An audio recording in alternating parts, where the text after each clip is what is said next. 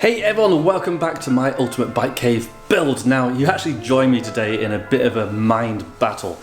I've been thinking of where I want all my equipment to be in here, where my bikes are going to be stored, where my workbench is going to be, and I kind of had in my head exactly where I wanted them to go.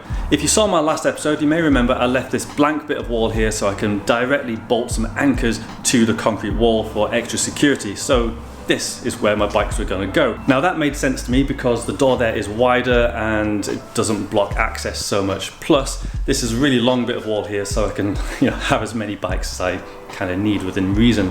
However, I've just seen some workbenches online and I've contacted the company. They seemed keen to work with me and they've got some really nice designs and some really long designs as well. I'm now starting to question my whole concept of where I wanted everything to be. So at the minute, I'm in here just trying to decide where to put stuff. Now, workbench wise, I was going to put that at the back there. Now that also made sense in my head in that it's just a nice square corner there. I could maybe have an L-shaped workbench if I wanted. I don't know now anymore. Originally, when I came to this garage, I did have my bikes at the back here, but I also had the boiler, I had other shelving, and it was really kind of tight and hard to get the bikes in and out. With the new bike storage system I'm going to have, I won't have too much of an issue of having the bikes nicely compacted together, but still easy to get out. And actually, that's quite a nice wide wall there. And if I fill that up, then I've probably got too many bikes. So despite kind of already building in the strip there to lock the bikes to, I'm starting to think actually I might want the bikes at that end instead. As for the workbench, I've actually gone and dragged in a pallet that all the ply line came on, and it gives a good visual representation of kind of a big solid object taking up space. So I'm kind of just going around putting this in different places and seeing how the space feels, because it's a nice sized garage, but as soon as you start putting stuff in here, it will soon start to get a little bit smaller. So at the minute, I'm just gonna drag this pallet to different places and see how it looks.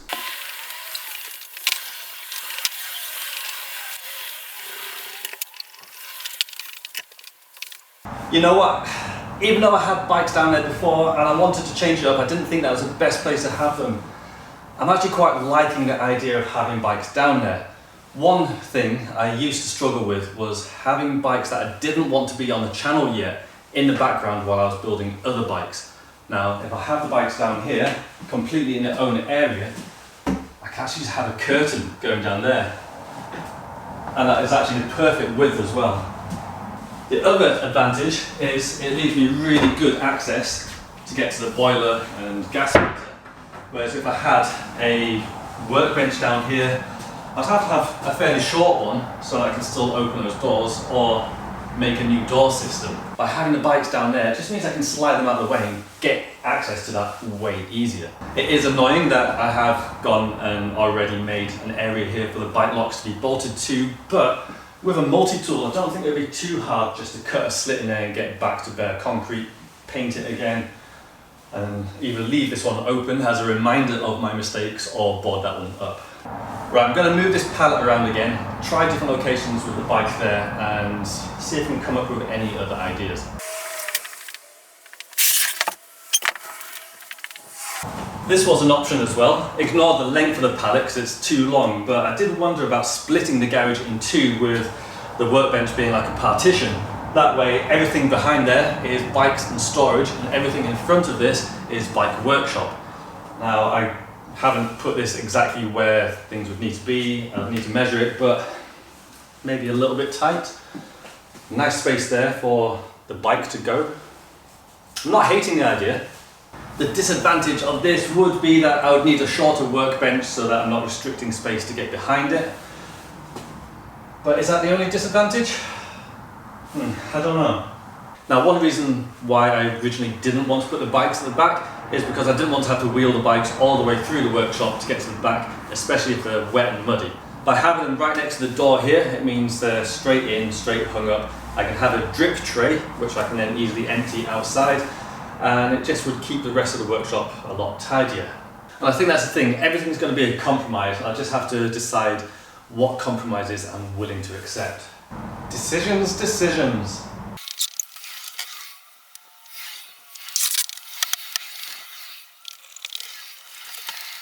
This is really difficult because that worked really nicely as well. Oh, come on.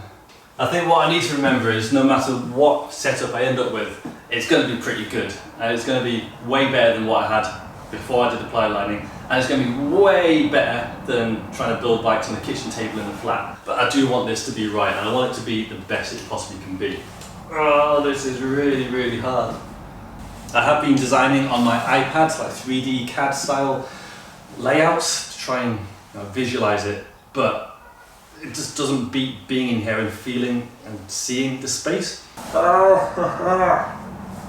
don't know what to do. Oh, this is way harder than I thought it was going to be.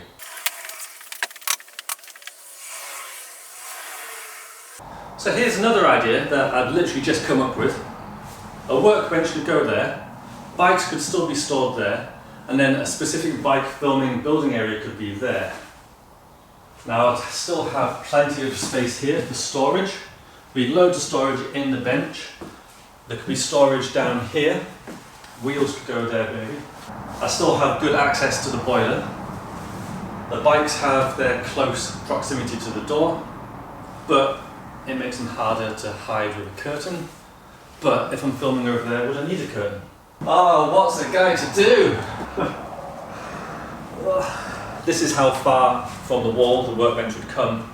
It's a little bit of a narrow gap to walk with the bikes here, but it's not that bad. It's not that bad at all. Right, well, I'm still indecisive about where the workbench and the bikes are going to go, but while I think that over, I may as well do something important and get some paint down.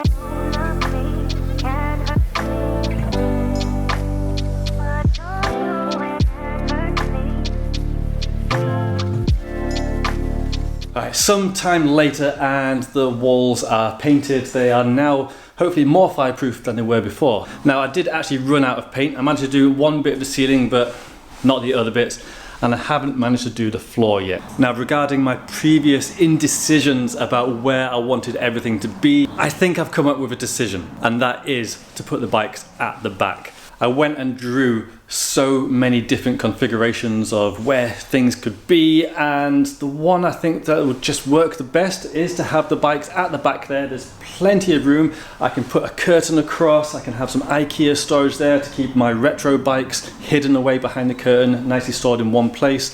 If I have a workbench here, there'll be loads of storage for tools, so I don't need any kind of extra storage elsewhere. I can have wheel storage up in this corner here, and I just generally think that will work really, really well. So the next step, other than just to finish painting, is to cut a strip in the back wall there. You know what, I could actually do that before painting, couldn't I? That actually might make more sense.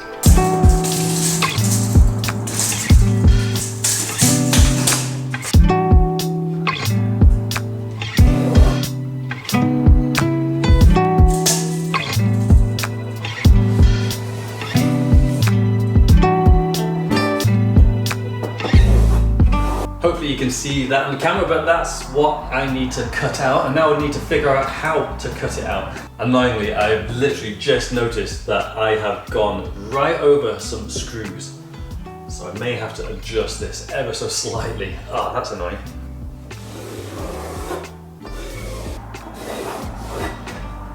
I wanted this to be exactly the same as the other cutout, like height-wise, but I'll just have to deal with it being close enough. So my thinking is I can use this circular saw and this long plank as a guide to do the main cut here. Wish me luck, because I've never done this before.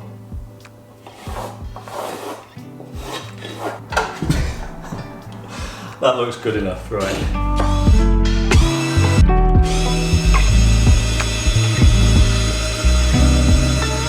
That was quite difficult on my own, but let's see if this acts as a good guide. This is the scary bit now.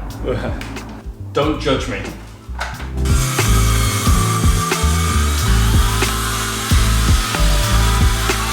Well, other than that, probably being the sketchiest thing I've ever put on camera, that is one super nice straight cut. I'm actually really, really pleased with that.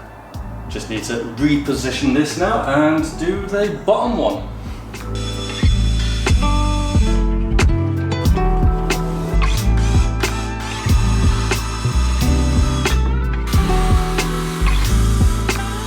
That has worked so well.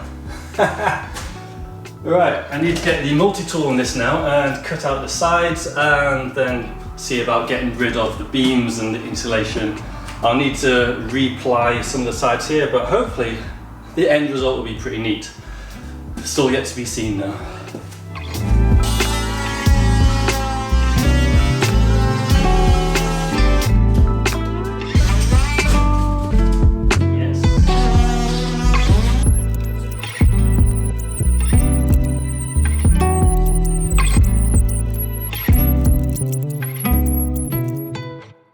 Well, there's a lot of tattered edges and things I need to neaten up, but I have a recess. I'm pretty pleased with that, although one thing I did fail to take into consideration is the thickness of the ply I'm going to use to put in there to make it neater. So I've already made this a little bit smaller.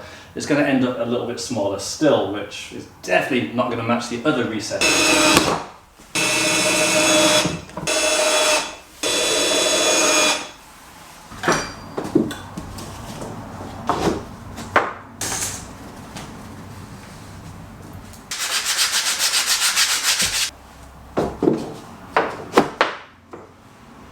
I'm actually really stoked with that. This back wall isn't straight at all, it's actually got a big bulge coming out of it. So I had to cut quite a wavy shape in this piece here. The end result is that fits pretty well. There's a couple of small gaps at the back, but nowhere near as bad as it was, so I call that a great success.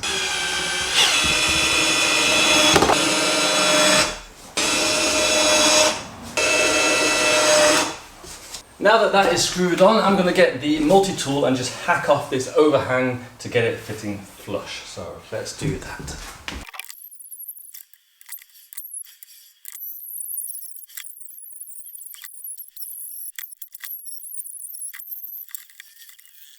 I keep on getting surprised with how sketchy I'm doing everything, but how well it's kind of turning out. Now, obviously this isn't to a professional standard, and I'm actually really even more pleased that I got Jake and George to come do the rest, because if I tried to do the entire garage the way I'm doing this, I probably wouldn't have any fingers left. I'd probably have some breathing difficulties, and I wouldn't have as good a finish as I got with those two. So yeah, this is just making me even more pleased that I committed to get the professionals in to do the big work.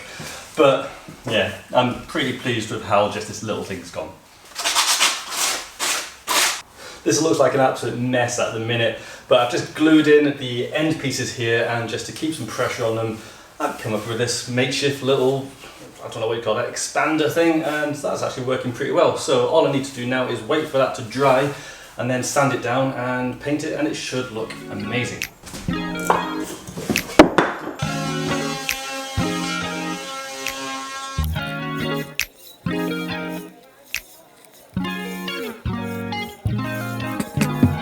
So I finished the recess at the back, sanded, and I've painted it, and it's looking awesome. Since then, I've gone and painted the rest of the ceiling, and that's a job I hate doing, so I'm glad that's done. The next job is to paint the floor. Now, I've never painted the floor. I think this should be potentially a bit more fun than the ceiling, a little less backbreaking. So I'm gonna put the camera down, get the floor painted, and see how it looks.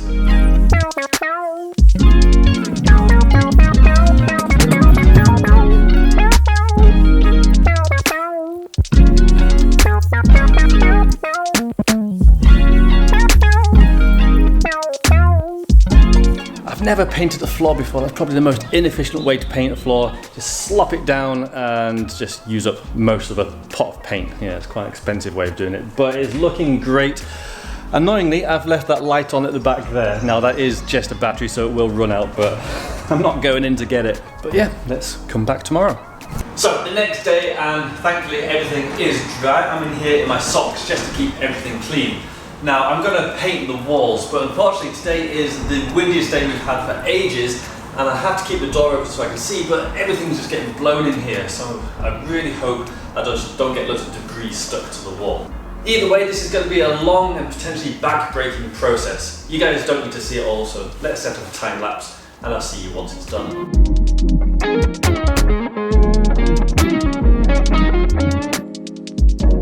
Annoyingly, I thought with the base coat that it would just be a case of slapping some paint on and that'd be done, but actually it's gone on really thinly, and it's going to take another one coat, maybe another 2 coats to get where I want this, which is really annoying because I thought it'd be done now. So I'm going to leave this to dry, get back to it and put another coat on later. You may be able to tell that it is actually looking pretty decent in here now. It is so close to being done, but it's just not quite good enough yet. Around the edges, there's still some dark marks around where I can see the pen marks basically. And I can't do the floor until I've done all the edges. But it's getting there. This weekend it'll be done, so by the next video, it'll be transformed in here, I promise. But I have had in the post today my new locks. I know my bike system has been posted, that's coming.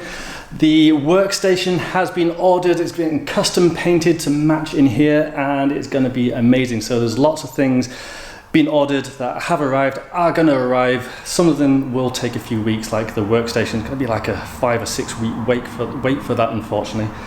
Tools, I am getting some tools from a top brand. All of that will be revealed soon, so exciting things are coming. I know this wasn't the most exciting video in the world, but I hope you've enjoyed watching this process, watching me have a bit of a mental breakdown trying to decide where things are going to go, and then a little bit of Sketchy Alley DIY as well. I do have longer videos released at least 24 hours earlier on my Patreon video. I have a PayPal link down below if you did want to support the channel, it all helps. Otherwise, have an amazing week. I'll catch you next time, so take care everyone. Bye bye.